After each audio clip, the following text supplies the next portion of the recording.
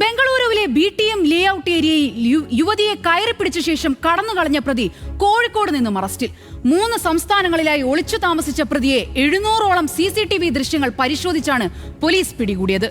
ബംഗളൂരുവിലെ ജാഗ്വാർ ഷോറൂമിലെ ഡ്രൈവറായ സന്തോഷ് എന്നയാളാണ് പിടിയിലായത്.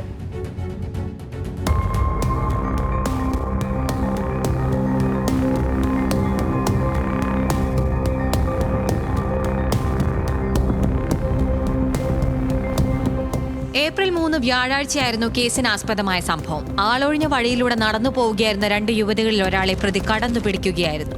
പെൺകുട്ടികൾ അക്രമിയെ ചെറുക്കാൻ ശ്രമിക്കുന്നതും അയാൾ വന്ന വഴിയെ ഓടി മറയുന്നതും പുറത്തു വന്ന CCTV ദൃശ്യങ്ങളിൽ കാണാം. സംഭവത്തിൽ പരാതി ലഭിച്ചില്ലെങ്കിലും ദൃശ്യങ്ങൾ പുറത്തു വന്നതോടെ പോലീസ് സ്വമേധയാ കേസെടുത്തു.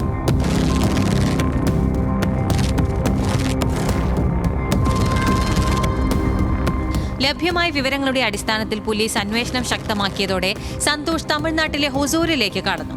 അവിടെ നിന്നാണ് കോഴിക്കോട്ടേക്ക് എത്തിയത്. 3 സംസ്ഥാനങ്ങളിലായി ഒരാഴ്ചയോളം നടത്തിയ അന്വേഷണത്തിനൊടുവിൽ ഇന്നലെ രാത്രി കോഴിക്കോട് നിന്നും സന്തോഷിനെ കസ്റ്റഡിയിലെടുക്കുകയായിരുന്നു. സംഭവവുമായി ബന്ധപ്പെട്ട് കർണാടക ആഭ്യന്തരമന്ത്രി നടത്തിയ പരാമർശം വിവാദങ്ങൾക്ക് വഴിവെച്ചിരുന്നു. ബംഗളൂരു പോലെ വലിയ നഗരങ്ങളിൽ ഇത്തരം സംഭവങ്ങൾ നടക്കുന്നത് സാധാരണമാണെന്നായിരുന്നു മന്ത്രിയുടെ വിവാദ പ്രസ്താവന.